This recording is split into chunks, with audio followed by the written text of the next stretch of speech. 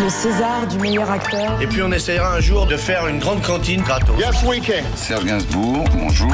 Il n'y a eu qu'un vainqueur, c'est l'espoir. Europe 1. Et à 7h25 sur Europe 1, c'est l'heure du jour où. Et on revient le 8 mars 1982, toute première journée de la femme reconnue par l'État en France. Ça n'était pas encore la journée internationale des droits des femmes.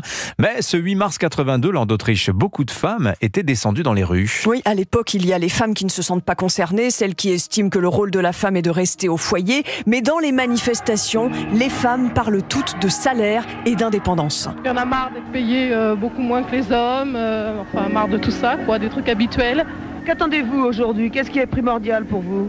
D'abord, un emploi pour toutes les femmes, que vraiment les femmes ne restent plus chez elles, qu'elles aient une autonomie financière, je crois que c'est la chose la plus importante. Bon, rester chez soi, il y a des avantages, bien sûr, mais il y a tellement d'inconvénients, et le jour où elles se retrouvent sans mari, sans homme, toutes seules, qu'elles sont obligées d'aller bosser, puis qu'elles n'ont pas de boulot entre les mains, rien du tout, puis quand ça arrive à 50 ans, en plus, on n'embauche plus. Ce 8 mars 1982, la première journée de la femme reconnue par l'État se déroule sous l'impulsion de la ministre des Droits de la Femme, Yvette Roudy. Et les femmes affichent leurs revendications.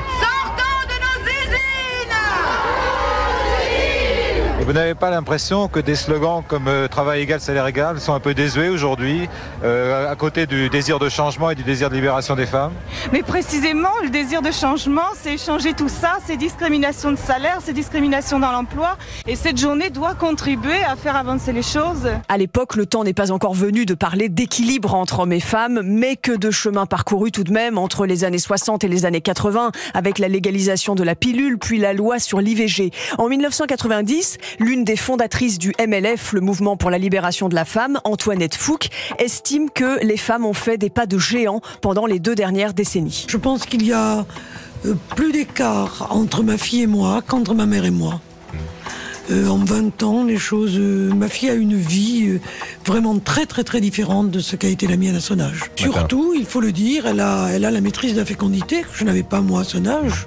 Et l'espoir de beaucoup de femmes à la fin des années 80, c'était que le féminisme devienne aussi une préoccupation des hommes. Merci Laure d'Autriche. Il est l'heure de jouer avec Europe 1 et le jour.